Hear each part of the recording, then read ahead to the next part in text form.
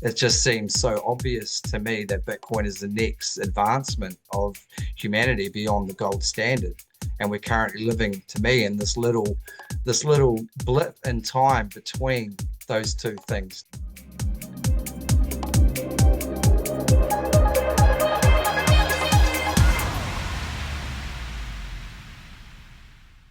Well, hey everyone, welcome into Pushing the Limits. Fantastic to have you with me here today. I've got two lovely gentlemen for you to meet who are going to be sharing quite an inspirational story. We're all Bitcoin fans, and these two gentlemen are definitely Bitcoin fans. And so we've got Dan Reid and Paul MacArthur with us today from BitKiwi. And we're going to be doing a deep dive into Bitcoin and New Zealand and what you guys have been up to. So welcome to the show, guys. Fantastic to have you. How's your morning down there? Are you guys in Wellington? Yeah, we're in Paraparaumu at the moment, where I live, and Dan's in Upper Hutt down in Wellington. Good morning. Bit of torrential rain. Never heard anyone. Yeah, it's been a bit wild in this country lately. Actually, great to be here.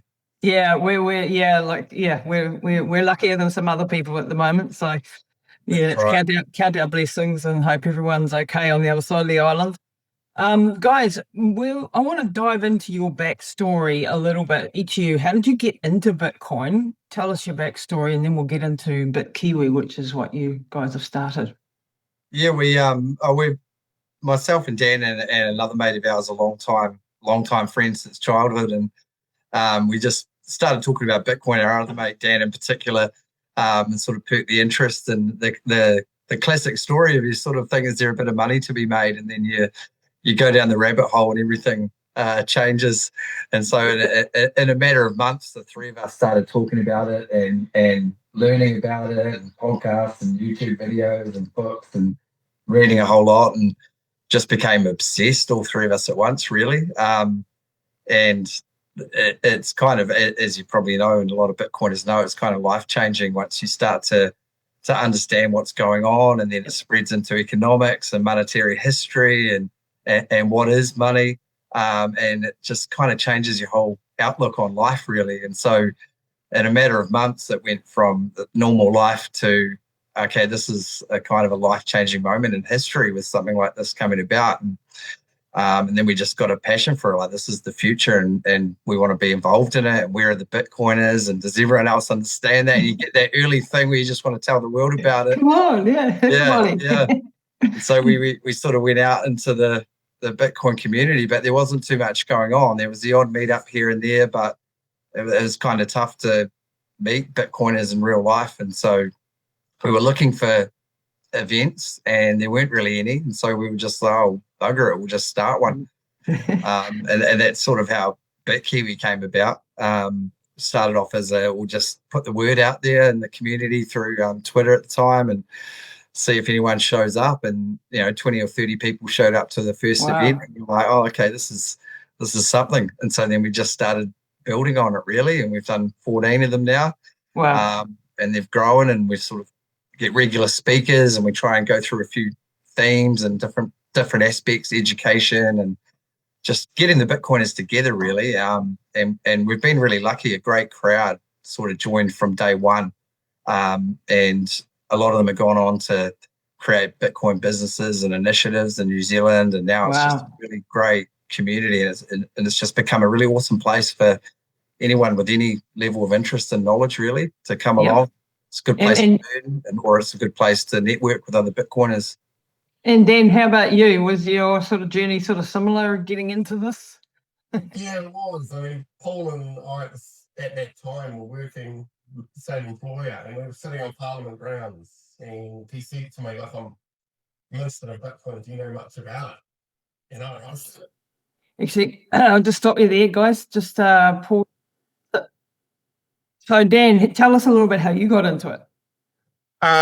Yeah, thank you. At the time, Paul and I were at the same employer, and we were sitting on Parliament grounds. I think it was earlier in the year, so wasn't as busy at Parliament. And he sort of said to me, "Oh, me and Dan are looking at Bitcoin. What do you know about it?" And I rubbished it. No. You don't know? But I quietly went away and and did some research. And within a few days, I thought, gee, there's something here. And I thought at that point, I'd rather look back and go, that was silly, rather than look back and go, I didn't get involved and now I'm feeling silly. So, yeah, I credit Paul for getting me into Bitcoin, pricking the interest, and yeah, here we are. Yeah, brilliant. So what is it about Bitcoin? I mean, my journey sort of started in about 2020. So how long have you guys been in the space? What sort of year was this that you were sort of finding your feet? 1920. It was very similar. Similar. Yeah. Yes. Yeah. I think a lot of people came during the the COVID times when there were a lot of paradigms being broken in many ways, shapes, or forms, and we were sort of like, hang on a minute, things are not working like we were told they were going to work in the world. Yeah. Certainly, it was that was the case for me anyway, and it sort of made me look at I mean, we've all known that the government debt is out of control worldwide, like all the government's debts. And then we start looking into fiat currency and you start looking into monetary history and you start to realize that this whole thing is built on a house of cards that is sliding off a cliff. And we need a hard money, and it's very, what's your take on why is Bitcoin to you so important for our future? And the change of the monetary system, like to get out of this fiat-based system that we're in currently that is heading to zero eventually. What's your sort of take on the whole hardness of Bitcoin? Biggest takeaway when I started reading about Bitcoin and then spreading into monetary history was just around debasement of money. And you just saw it, as I was reading the history, you just saw it repeated over and over since forever, since the first types of money were really formulated. As soon as someone has an opportunity, more money will be created and the currency will be debased, and the primary cause of inflation. And that's just how it's always happened. And I think we've got this huge normalcy bias that because our whole lives and our grandparents' lives and our parents' lives, it's kind of worked that this is the way sort of money is now. And you don't really question it. It's just this thing. And then once you actually start reading it, realize it's on shaky ground. And it really is. It's about a trust element in society. If we all believe the money works as the money, then it works. And I had no appreciation over history that currencies generally don't last that long. And that the number one driver behind a successful currency is the scarcity and the hardness of the money. And it was really understanding that and then seeing how the gold standard worked and why it was so successful throughout the world and how it's become separated from the money now and it doesn't exist. And then realizing that Bitcoin is actually the ultimate scarcity and actually you can't even beat it, which is hard to understand, that concept of once the wheel's been invented, you can't invent it a second time. That was the hardest thing to sort of get your head around. And once you understood that, it just seems so obvious to me that Bitcoin is the next advancement of humanity beyond the gold standard. And we're currently living, to me, in this little blip in time between those two things, to me, where humans' natural tendency towards debasement has occurred, and now we're ready to move into something that we've discovered, I guess, rather than invented, this ultimate scarcity, or a digital currency that can't actually be copy pasted like everything else digital. That just becomes really obvious. But it was really, it was that history, and then just reading about the different currencies and how those things have traveled over the centuries, and then suddenly it just looks really obvious. And sometimes you have to remind myself that a little bit and go back and read again a little bit, because it's a little bit hard to believe. But when you read the fundamentals, it just really is quite black and white to me and straightforward. Yeah, it takes a lot to get your head around, eh? And yeah, we're having a little bit of trouble with the microphone, so sorry guys. Just make sure you lean in and you talk right close to it. Sorry, yeah. All the technical problems that you have with these things, but that to me, like, it's 21 million Bitcoin. We know quite a few of those are actually lost. It's probably something like more like 15 million, and already there's only 1 million left to mine or something around there. And that's over the next 120 something years. So there's bugger all around, and our institutions are coming in, and we can debate whether that's a good thing or not, but it's happening, and it probably needs to happen if we're going to become a more global, monetary system. What do you see, Dan, as some of the roadblocks to where we want to go as Bitcoiners? We know, we'd love to see it not only as a store of value, which it is already, as a hard currency, but we'd love to see it also as a medium of exchange happening on the daily. And we've, interviewed the guys at Lightning Pay, New Zealand, and fantastic crew down in Queenstown. But can you just explain, where you think we are on this progress? What are some of the problems of getting it to a medium of exchange that we are using on a daily basis? Even things like the tax side of things. What's your take on that, Dan? Yeah, no, I still feel we are very early. So that's sort of why there's a number of hurdles still to get over. I certainly think the taxation side of it, the taxes on purchases and the like, the complexities of that, people's general understanding, including merchants, as to the ease for which this can be used. But we are still early. The politicians, we need them to come a long way. I know the world's got excited by the Trump administration and the like, but we probably haven't quite sort of seen some of the progression that we had hoped to see. Things are still taking a bit of time. I just think it's early. There will be, it is growing. I mean, there's over 40 merchants in Queenstown now accepting it. We've got where we host BitKiwi in Wellington, Shushu Bar, they accept Bitcoin. It is probably growing at an exponential rate. And I'm optimistic in 3 or 4 years' time, it'll look very different to what we've got today. Yeah, especially with things like Lightning Network coming online and getting, from a technical perspective, I've interviewed, Jeff Booth and people like that.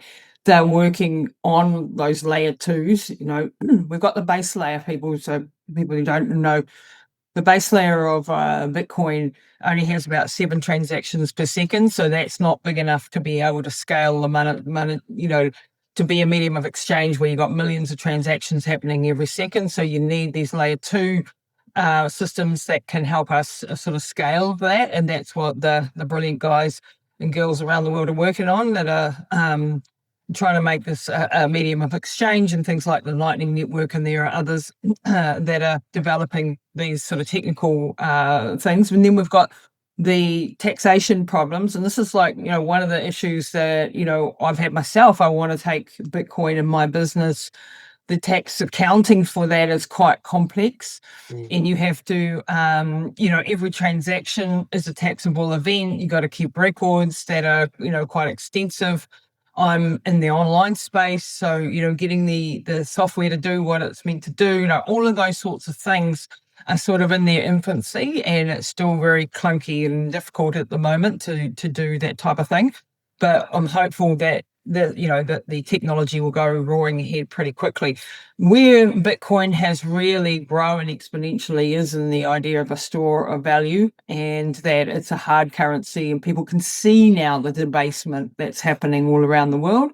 We can see also last year, gold and now silver are just ripping through the roof. And usually Bitcoin follows that, and there's been a bit of a break in that correlation of late.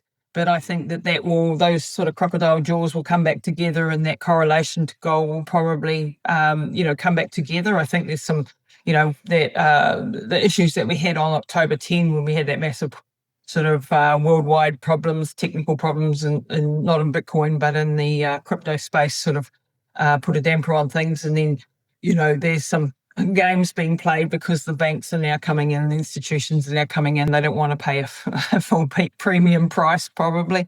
The government, government's coming in like the US government, which is really fantastic, because it's put it on the world stage. It's no longer a niche little thing. We're a $2 trillion asset class now. That is nothing in history that's ever got to 2 trillion has ever failed. Like, it is a massive milestone, but we're still tiny in relation to things like gold and other things.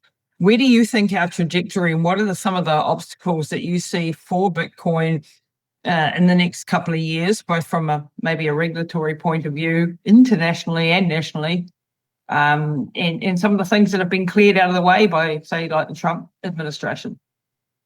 That was some interesting comments. I think the way I sort of see Bitcoin is it really is a full economy, like the Bitcoin network. And I sort of personally, I see it as a series of use cases that an economy serves. And you talk to the store of value, and that to me is the big use case front and center, which is working now. As you know, it's doing what it said on the tin. You know, it's it's a hard currency which can't be debased, and so that's why most people's viewpoint, I think, of Bitcoin is that's all that they understand it to be, is some kind of investment. When I'm talking to people, I like to open up with Bitcoin is not actually an investment product. You can buy and sell it, and so there is a market, and that is your understanding of Bitcoin. But actually, it's a full economy, and these other use cases are going to come, and that's just naturally the first one that comes. And that's why I see this sort of medium exchange is kind of one of the final dominoes to fall a little bit. I feel that will truly hit tipping point when you've got a large amount of merchants that want Bitcoin. Because if you want it, then you're going to incentivize its use, and you want your customers to give you Bitcoin. And I think that will be the big game changer. And that could be time. It could happen at any moment. I think that's the final sort of tipping point for that to happen. It's really hard to predict what that investment use case is going to do short term, as you've probably found out in things you talked to there. You just sort of don't know, especially now with the institutional interests, you know, and all the sorts of games that we know can go on there. But yeah, like Dan pointed out, it's just early, and we've just got to, you know, there's a lot of good people doing really good work to try and push this along, because I think the faster for humanity, the better. And one outfit is the Bitcoin Policy New Zealand, which has released their paper for a de minimis tax exemption, like some of the difficulties you talk about. You know, like technically at the moment, if you buy some Bitcoin and then you go to the shop next door and spend it, you know, it's a taxable event. It's seen as you've invested for an hour. So those sort of things getting changed will be huge, because at the moment the lawmakers don't understand Bitcoin and that it's different to anything else. So they're trying to put the square peg in the round hole and trying to make it fit. And I mean, that's what to be expected. I'm not that critical of that. But it's up to people like us to educate and get moving with these initiatives and actually do this work. And there's a lot of good things going on around the world, but we're starting to see a little kernel of that in New Zealand with Bitcoin Policy New Zealand, and some of the good things Lightning Pay are doing, and the Bitcoin Basin, and these initiatives going on. So hopefully we see a lot of activity on that soon.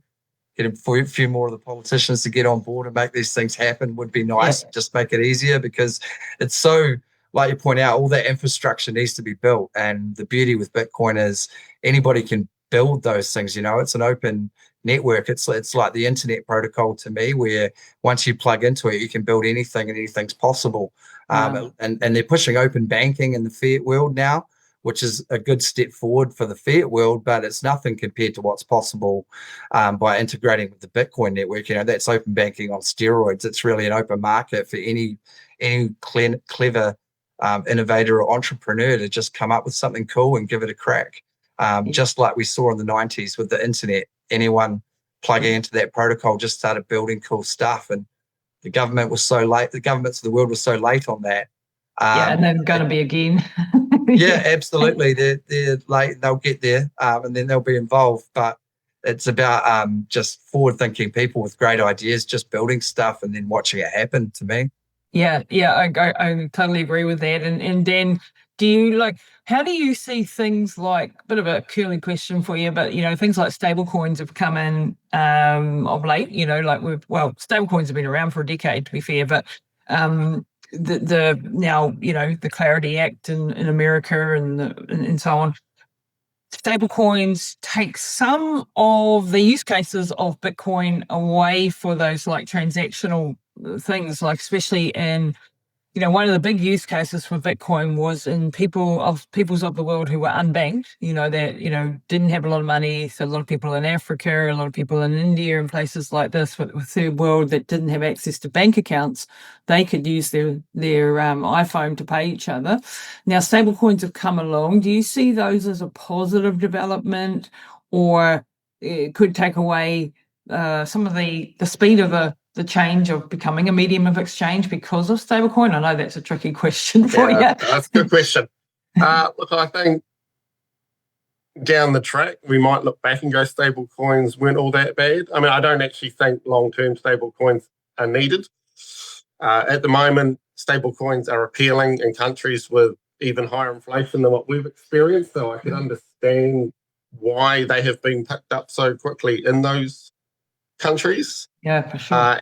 And it would be an easier adoption for people. But I think ultimately, Bitcoin, the base layer, with Lightning, the layer 2, down the line, there might even be further layers added. I do think the market for stable coins is evident now in some economies, but I think down the track, it has introduced people to digital payment, which that's going to be good for Bitcoin.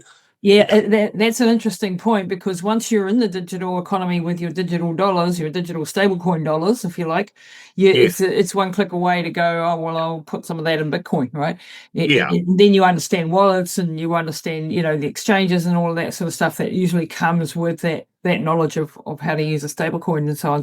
So maybe it might take a little bit of the, a piece of the pie away in the short term. Yes. In the third world countries, we've seen, like the Bitcoin adoption was going like sort of sky high, and now a lot of people are using stable coins because they want US dollars. And, the US dollar, if you've got a really shitty fiat money, say you're in, I don't know, somewhere where there's horrific hyperinflation, and luckily in New Zealand, we live in a pretty stable economy in that sense. We don't have hyperinflation. We've got inflation. We don't have hyperinflation. Then you don't want to have your, say, Egyptian dollar that's worth X amount today, and then tomorrow it's worth half of that. So where are you going to put it? You're going to put it either in Bitcoin or stable coins. And that makes a whole lot of sense to me, how that affects the whole global markets. I think China and Europe are pretty running scared at the moment of these stable coins, and whether the dominance of America, could become very, very dominant because of the stable coins for a short term. And these are all backed by the US Treasury and, one-for-one deposits and so on. So there's so many dynamics at play here, isn't there? What's your take, Paul, on the whole Clarity Act and Genius Act that have gone through in the last year in America? And, I talk about America a lot just because they do, when they are the superpower of the world, them and China and maybe Russia, but US has really taken a lead in the crypto world. How do you see these acts that are going through or not going through in the Clarity Act yet, but those law changes that are happening? Well, I think it's positive overall. I do think Bitcoin, because of its strengths and its fundamentals, is inevitable. And so if they weren't pursuing these things, I think it would still happen. But again, it's about that pace. So I've been happy to see it. But a big part of what I talk about and push in Bitcoin is it's really bipartisan. And so sometimes I get slightly worried that, people make a political association between the right and Bitcoin, where Bitcoin really is a libertarian. Yeah. It's a libertarian thing. Like, this is absolutely. Yeah. And so I sort of, there is a few good books out there really pushing the left case for Bitcoin. So I do like to talk about that a bit, because the right is a more natural, quick to embrace it, with the freedom and the and sort of government playing less of a role in people's lives. So I do sometimes worry a little bit about that aspect, but overall it's an amazing positive, and I want to see some of this hopefully come to New Zealand at some point. Yeah, me too. Yeah. And so whatever your political affiliations and the motives behind some of these things and where it's coming from, ultimately, I think it's good for people. And so I've been pretty happy seeing that progress since the Trump administration came in, of actually, some people realizing what's going to happen here and actually trying to catch up with it a bit. So I think overall it's a positive. I don't, in fact, Dan's probably a little bit more well versed on the detail in some of these things and what it really means. In terms of that whole finance world, Michael Saylor is a good one Oh, to yeah. listen to about those acts and what they really mean and the difference it makes to a balance sheet of a big company, which I don't have experience of running. Me neither. So yeah, so he's quite interesting to listen to on that. But Yeah, yeah, he's amazing. ultimately a positive. I don't know if you had any thoughts on those, Dan, because I know you're a bit more involved in those things than I am. No, I think you covered it off well. Obviously, we've got the Clarity Act that is sort of probably progressed a bit slower than all we hoped. But I mean, I think a lot of that, I suppose, I want to see a drive in the US towards Bitcoin. A lot of what has happened is probably more in the sort of the stablecoin sort of crypto space. So I'm just looking forward to, as Bitcoin naturally just pushes through and sort of dominates the conversation. I do think there's still a bit of confusion out there Mm. and amongst the lawmakers in the US as to what is best or not. And things like Trump coin are evident that it's Not still good. not where we want to be. No, we definitely don't want to be there. Yeah, there's been some damage done, and this is not at all a political show. We're not endorsing either direction. What we are endorsing is Bitcoin. And I think it's really, like, for me, Bitcoin is almost a spiritual journey at this point. Like it's almost like I came for the investments. I also came because of government overreach, and am a libertarian sort of person at heart, and I don't like being told what I can and can't do. Every time I try to pay a bill with for my company, and I'm buying something from China or somewhere around the world, the banks, block my cards and tell me it's for my safety, and then, they want to know what I'm doing with my money. Those things are for me like a violation. I'll say it straight. I find that very controlling, and I don't like it when banks tell me what I can do or can't do with my money. And so I think, and that's getting worse and worse. We can see the controls coming in more and more, the censorship, the things like in England. I don't know the details and ins and outs of it, but like they can see what you buy and whether that's created a carbon footprint or not, and you get, like this is sort of like their social credit system that's in China. That's horrific. Like, we do not want to be going to places like that where you're told, oh, eventually, like, you're overweight, you can't buy a packet of chocolate biscuits or go to McDonald's. That's the type of thing that could possibly come in when we let the controls come in at that level into our monetary system. And CBDCs, which is another thing we could talk about, the dangers of CBDCs, and the ability of the governments to completely control their citizenry through some things like, these Orwellian spy coins, I call them. What's your take on CBDCs as opposed to Bitcoin, which can't be taken off you, and is your self-sovereignty is very important to me. You're quite right, Lisa. I suppose only really focusing on the Reserve Bank's attempts at a CBDC. I haven't been overly concerned by that because they're working towards some sort of 2030 sort of test launch or something. I think the ship has well and truly sailed by 2030. Let's hope so.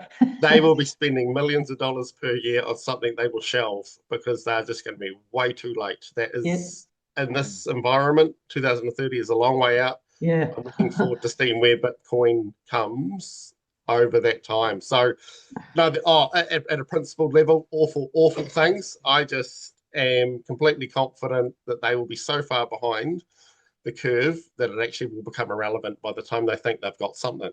Oh God, I hope so. You're right.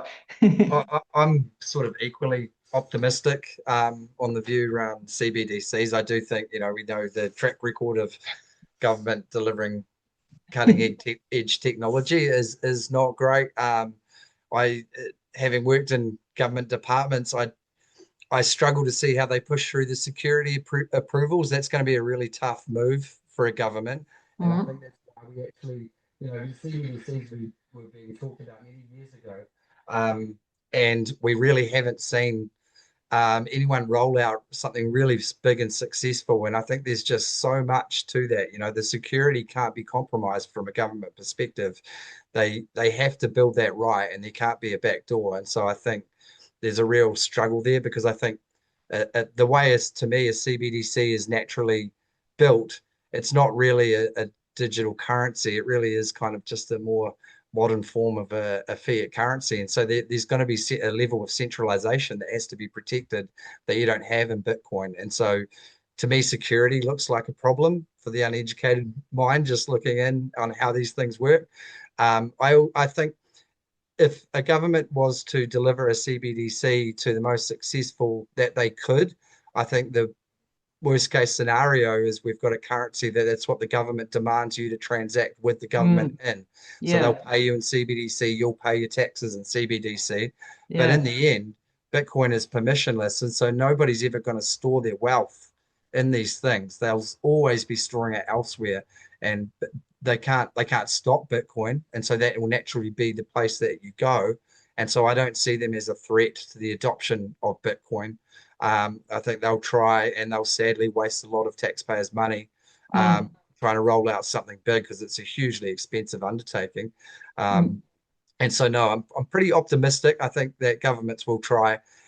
Hopefully others try and fail, and then others see that and realize that this isn't worth the effort and expenditure, and then they rein it in a bit. But I guess that remains to be seen. I mean, China's already had a CBDC for a number of years, and from what I understand, nobody's adopted it, even in a place where you're told to adopt it. And like, it hasn't had that breakthrough. And the European Central Government Bank are trying to do one over in the European Union, apparently. And they've had to set it back to 2029, I think. It's been set on the back burner because something's not working. And they're scrambling because of the stable coins, and it's just a complete and utter mess, really. But in amongst all this is this massive change that is happening to our monetary system, when we can all feel it. We can all see also on the daily that this K-shaped economy, and by that I mean, for those who don't understand that word, we have an economy where the assets are going up. So Bitcoin's going up, equities are generally going up. You've got to pick the right ones, obviously. Gold's going up. All of the people that have assets are doing okay. Anybody who doesn't have assets is really in trouble, because our currency is debasing constantly.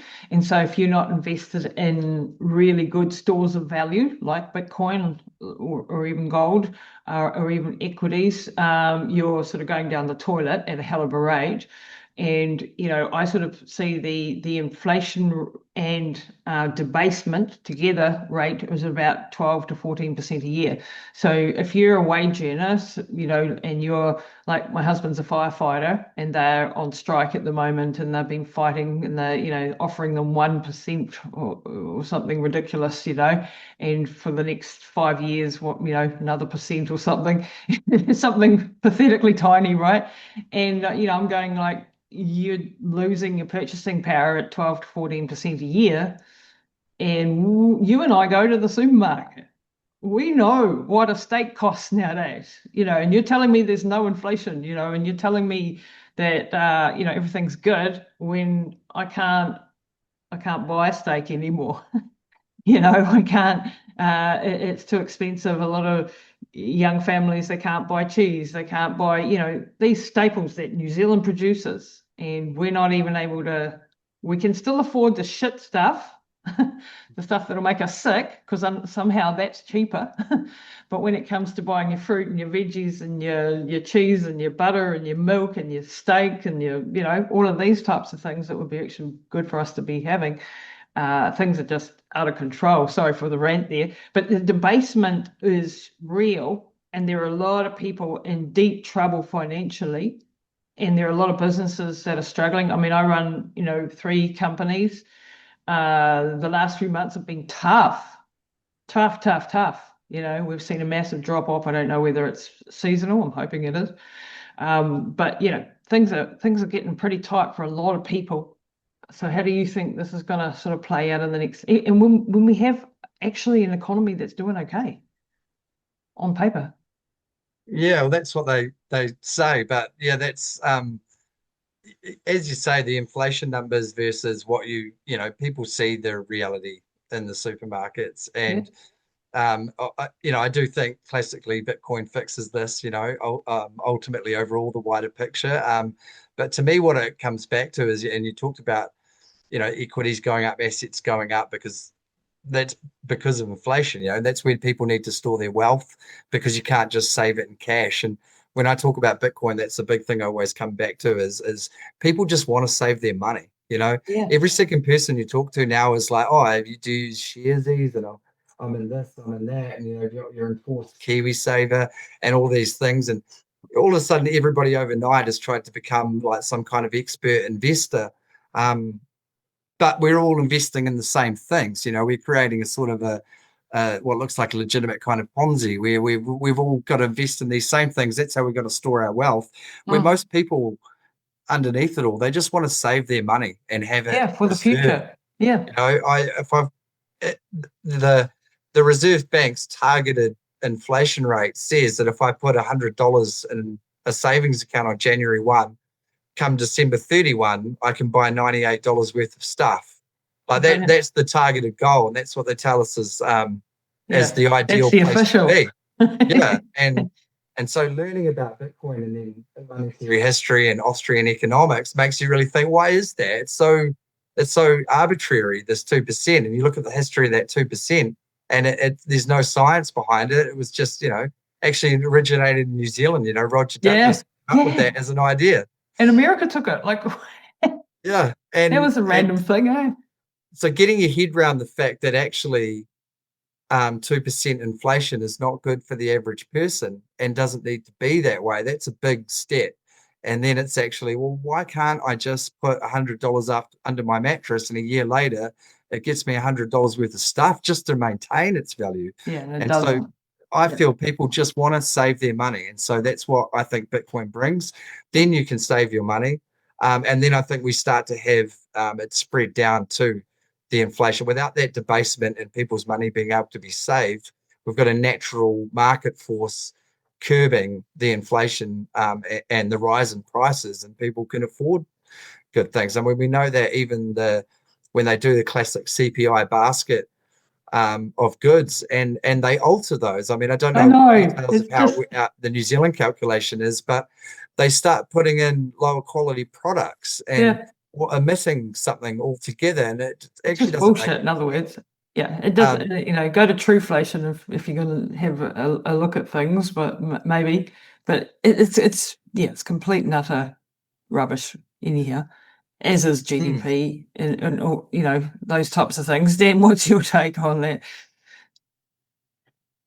I think it was sort of going back to your comments, Lisa, about the K-shaped economy. Economy, and that the money printing, the inflation has led to asset price growth as those with assets park that additional money in assets in order to continue to grow their wealth. What sort of you talking about how for you last few months you've noticed it's been slightly quieter? I do worry about that. I actually worry that, and I've experienced it myself, is that any disposable income you had at the end of the week is now gone.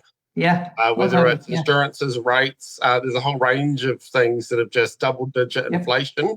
That I do worry that people have lost their disposable income and it's not coming back. No, I'm worried too. So I do worry, and I think even those that have some assets are now hurting to the point where, for a lot of people, Bitcoin probably is the only way out. But people I talk to that know that I'm interested in it I mean, one of the biggest hurdles is they say, I understand what you're saying, it's really good. It sounds too good to be true. And since we've come from a monetary system our entire lives where it has issues, to find something perfect is just, well, that can't be. Yeah. And that's where people have got to go and do the homework. We can help lead them toward it, but you need to go and study monetary history. This has happened over and over and over again over thousands of years, that every time when either, in our case, politicians come in or central bankers come in and they get control over money and they start debasing. And our problems really started this round. I mean, it goes right back to Roman times, and when we had seashells for money, someone would bring in a whole lot of new seashells and ruin it, or the rice stones and all those monetary history things that you and I have probably read the same books. But we're doing, this has really started in World War I when the Bank of England suddenly, started debasing the currency and issuing war bonds which had nothing behind them, and then getting off the gold standard, and then trying to get back on the gold standard after the war, but not being able to handle the pain of that because people were starving when they tried to get it back on the gold standard. And that was really the death knell for fiat currency, because we got more and more off the gold standard. And then in 1972, was it that Nixon, took us completely off the gold standard, and since then it's been, for you and my entire lives, I'm 57, so I've seen that whole debasement basically from since I was a baby till now. And we sort of see it's, our fiat currency is normal for us. This is our framework of thinking. So it takes a big jump to come and actually have a look at what is money, what does it actually mean, and it has to be, divisible, it has to be store of value, it has to be transportable over time and space. And this is where Bitcoin is the perfect money. Gold was great, and it was great for 5,000 years, but try taking a gold bar across the border. Try shipping tons of gold across the sea. It's a very expensive undertaking, legally difficult, all of that sort of stuff. Bitcoin goes across the wires, and so to speak, in a split second. It can be divisible down to the tiniest of satoshis. It's divisible, transportable, all those things that Michael Saylor put so eloquently in that speech that he gave on the, 21 values of Bitcoin or something. And therefore it's the perfect money, it's the perfect sort of system and answer to our ills if we let it be the base of our economy. If we can get to that point where, and I do believe the banks and the central bankers are going to go down kicking and screaming. But technology has a way, and we're seeing this with AI again too, you can't stop it. Once it's here, it's here. It can't be undone, and you can fight it all you like.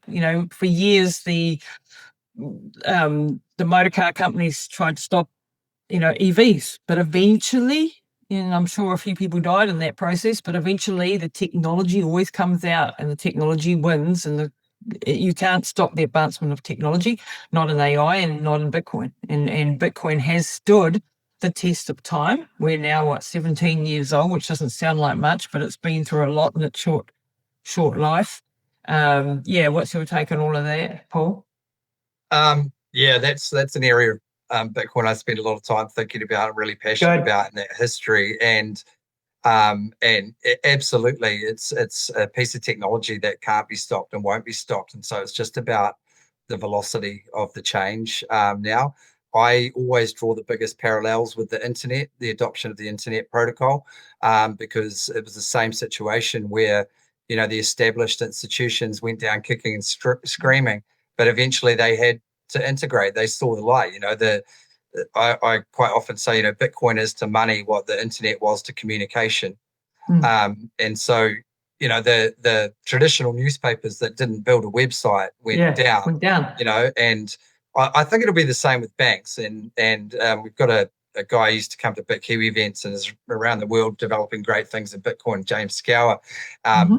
And he was telling us about some of the things he'd seen in Brazil where, some of the major banks, you've just got your accounts down in the app, and then you've got Bitcoin at the bottom, and they're just already integrating there through the popularity. They'll just bend the knee because that's what the customers want in the end, and it's a risk. They'll look at the risk profile and say, well, it's a bigger risk for us not to start to try and work with this than it is for us to pretend it's not right or try and fight it. And so I think we'll see that. I worry about the pace a little bit, because the difference, although there's so many parallels, the difference to me with the internet adoption and Bitcoin adoption is that it is money.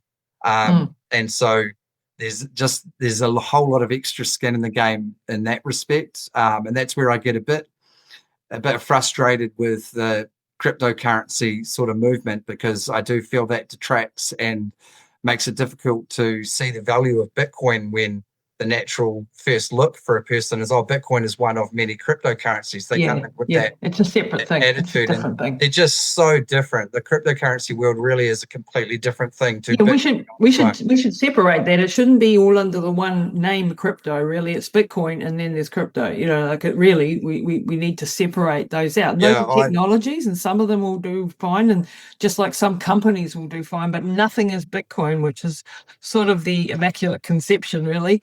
And it's a different beast, and you're damn right there that the branding, it's all crypto and it's all for criminals, and all of that sort of stuff that was bandied around. But Bitcoin is very different, and it needs to be handled in law different. And America's seen that. They have separated Bitcoin out, which is great.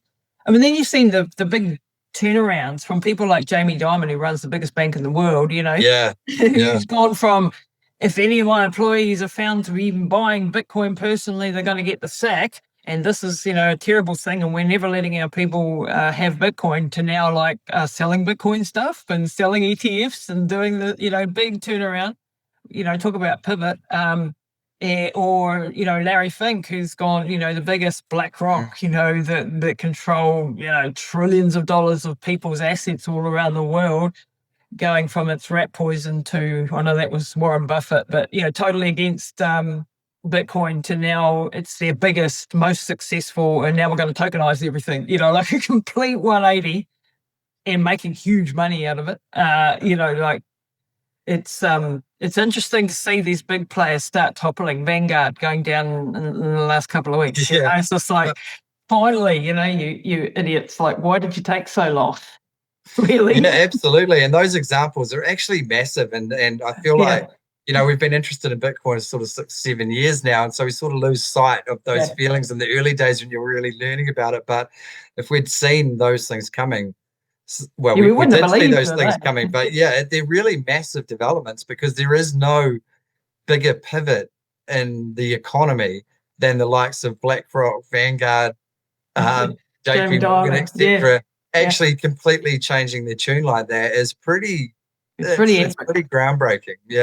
And then you've also got, going from the Biden administration to the Trump administration, no endorsement of either of them, but the massive change where it was choke point 2.0, kill everything, kill the technologies, kill Bitcoin, to completely the opposite, total let's go sort of a thing. So we live in an interesting time. And then, we've just said that Bitcoin is not just an investment. It is a spiritual journey, a change, a hope for humanity, and all of that sort of stuff. But the price action of late has been, in air quotes, disappointing for some.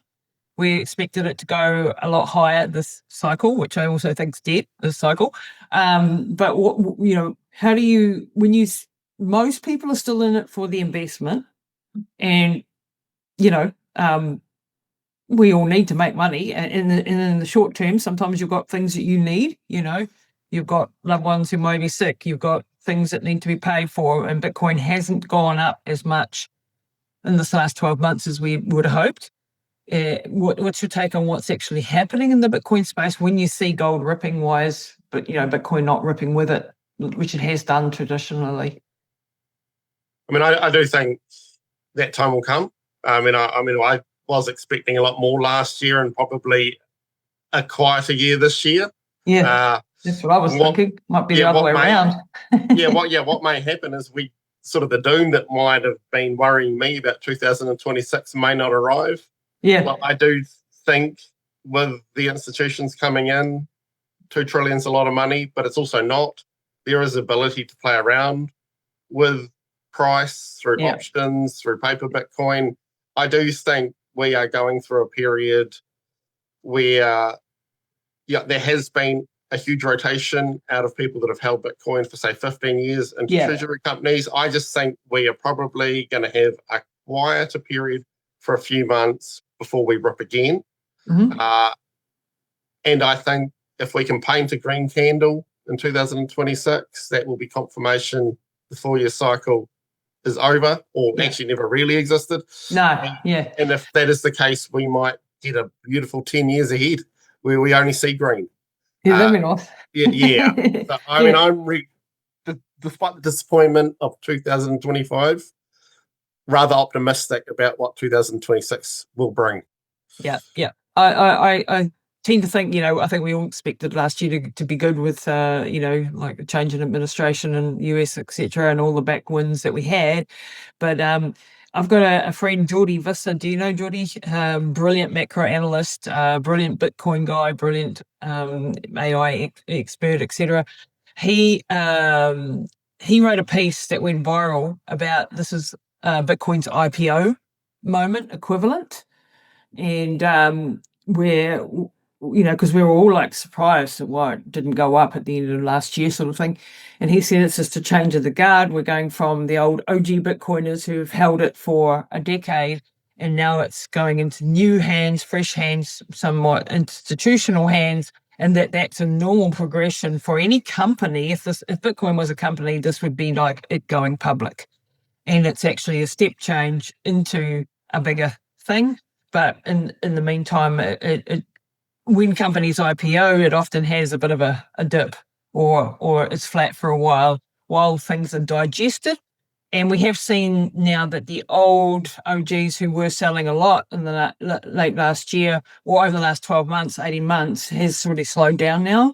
And that sort of rotation seems to have stopped, which is positive, and we're seeing them come back in, actually.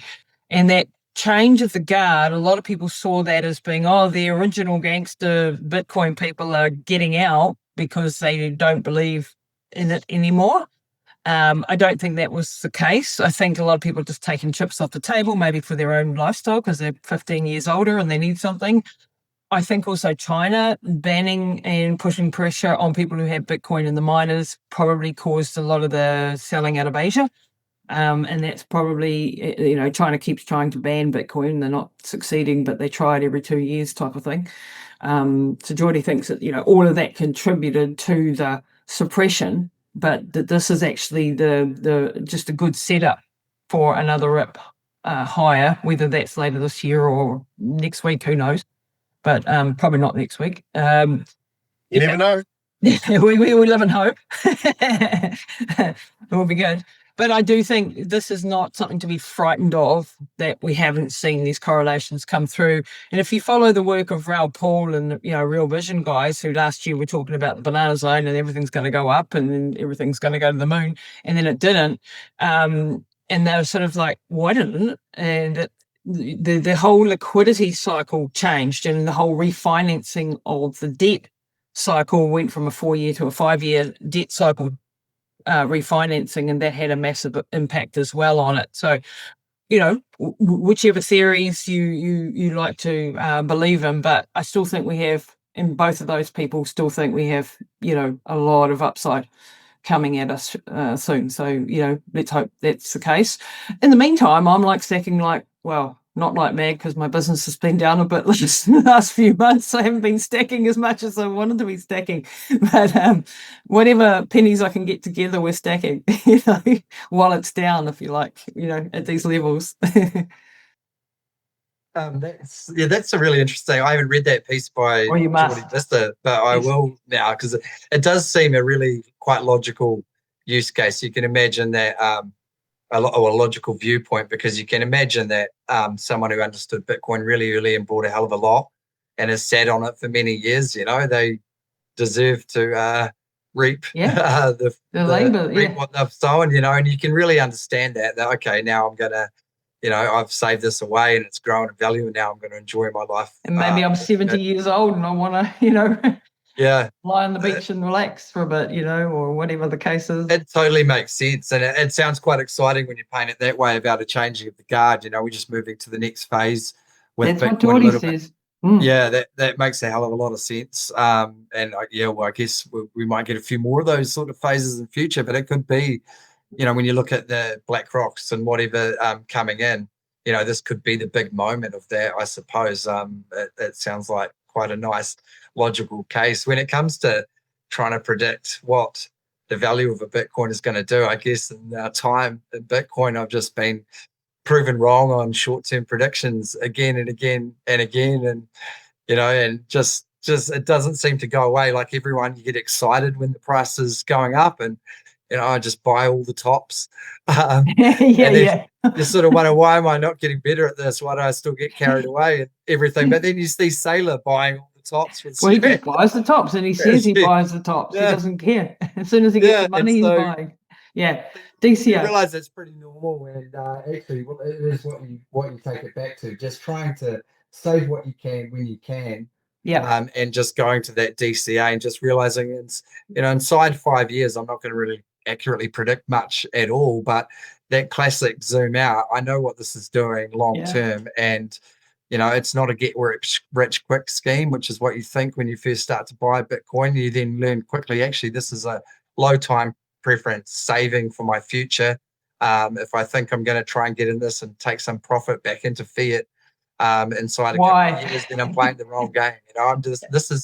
I like to say to people, I'm not investing. I don't invest in Bitcoin. This is just how I save my money. Yeah. And I mean, you can make money on the short term for sure, and the volatility of Bitcoin has enabled people to get rich doing that, like it's not to say that you can't do that, but it is, for us, it's moved beyond that. We know where this is going long term. We know that there's only 15 odd million of them. If you've got a tiny little chunk of it, and people, you don't have that unit bias in your mind where you're like, oh, it's too expensive now, because there's only 15 million of them, and you have to think about a few satoshis could be worth, in fiat terms, a lot of money in the years ahead. So don't have that unit bias that, oh, Dogecoin is only X amount of cents, I'll buy that instead. No. It's not the same thing. And don't think that when something has a high price tag per piece, that it's actually expensive. So when it's $100,000 or $90,000 US for one Bitcoin, don't have that unit bias. Oh, but Ethereum's only 2,000, therefore I buy Ethereum. Because people do that. Even institutions do that. They're like, oh, I'm going to buy the next big thing, which looks like to be Ethereum because that's the next biggest, and it's only 2,000, and it's going to go. No, don't get that unit bias problem in your head. I don't know how to explain that to people, but I hear that again and again. Or it's too late. No, we're at the beginning of Bitcoin's journey. We're 3% in. Like this is going to be hundreds of trillions of dollar asset in the future. We're only at $2 trillion now. We're early. And as early adopters, we have to take the ups and downs, the volatility and but that's, as Michael Saylor says, volatility is vitality. And we've actually had a lot less volatility of late.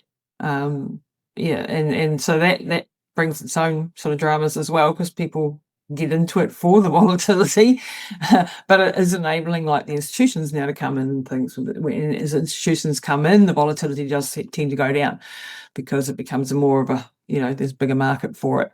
So it's maturing as an asset class, in other words. Guys, have I missed anything? We've been coming up on the hour here, and like you guys have BitKiwi, you have events going on in different parts of the country. Tell us about how people can get involved.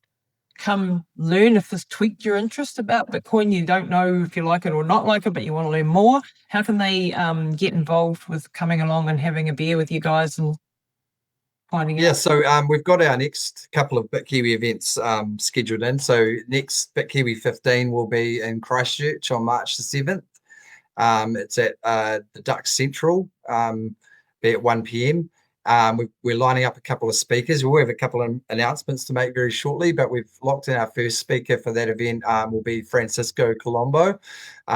He runs the Bitcoin Journey. So they run like a educational. They run they work a bit with Lightning Pay around some of those merchants down there.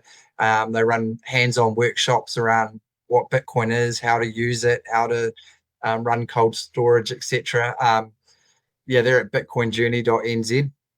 And we met Francisco at previous BitKiwi events, and then he set this up later on. And fantastic guy, really interesting. Speaks a few different languages, just really engaging, knowledgeable Bitcoiner, has been in it for a long time. We're going to have him speaking in Christchurch. We're just talking to a couple of others about further speakers, so we'll announce them soon as well. We've also got BitKiwi 16, which will be in Auckland in July. What date is that again? July 20. Oh, I'll have to. Yeah, we'll put it in the show notes. It's all good. Yeah, that's at the Birdcage on the waterfront there. Our last Auckland event was at that venue. It's a great venue, so we're just sorting out some speakers for that one as well. And then BitKiwi 17 will return to Wellington in October. So we haven't quite booked all that in yet, but we're doing 3 events a year now: Christchurch, Auckland, and Wellington. Is our sort of cadence. Yeah. Can people help you set up little Bitcoin communities around the country at all, or go through you guys, for little communities that want to set up like little towns? We stick to organising the BitKiwi events, but we really help not organise, but we help promote and talk closely with the people who organise the individual meetups and the different centres. So there's 5 or 6 meetups going around the country in different centres. We know all of them and talk with them a lot, and we produce our monthly newsletter, the BitKiwi Brief, where we put in the details of where those next meetups are. Right. All those organisers are regular attendees to the BitKiwi events, and so we're always talking with each other and helping to try and get people along and that sort of thing. So we don't work directly to organise other events with them, but we're always helping them out and doing what we can. Community, network. We're in the place because meetups are really the great grassroots organic aspect of Bitcoin that is awesome. So the more of those that pop up around the country, the better. And so we're always trying to help them out a bit. Brilliant. That's brilliant. We just all have to play our little part in be a node in the network, as Jeff Booth so eloquently puts it. Do your little bit thing for the network, if you like. Guys, thank you so much for your time today. Really appreciate your passion and your deep understanding of Bitcoin and what you're doing for New Zealand and our future down here, down under. It's really great. I get to interview a lot of American, so it's really cool to have some Kiwis to interview and to connect with, and to know that there's some great things that are happening down in this part of the world. So if people want to reach out to you, go to give us your website and anywhere else on X or whatever that they can follow you guys. Yep. So we put out a bit on Twitter or X. So our handle's at BitKiwi1. The number 1. Somebody already had BitKiwi, sadly. And we don't have our own website, but we run a lot of information through the Kiwi Bitcoin Guide website. So that's a great community initiative started up by Andrew down in Christchurch. So that's kiwibitcoinguide.org. And they carry a lot of information of what's going on in the Bitcoin community. And we've got a dedicated BitKiwi page on there. So we tend to put everything up on there on the latest events, and you can subscribe to the newsletter, which is free, etc., all through there. So that's a good place. That's probably about the contact. You can also, you can also reach out if anyone wants to get in touch with us via email at inquiry@bitkiwi.co.nz. So we get a few emails from the community of things that are going on, so you can contact us through there as well. Brilliant. You guys are rock stars. I'm glad to have met you. Very grateful for all the work you're doing for Bitcoin and for Kiwis. So thanks, guys, for your time today. It's been wonderful. Thank you, Lisa. Pleasure. Thank you for having us on. And thank you for everything you do.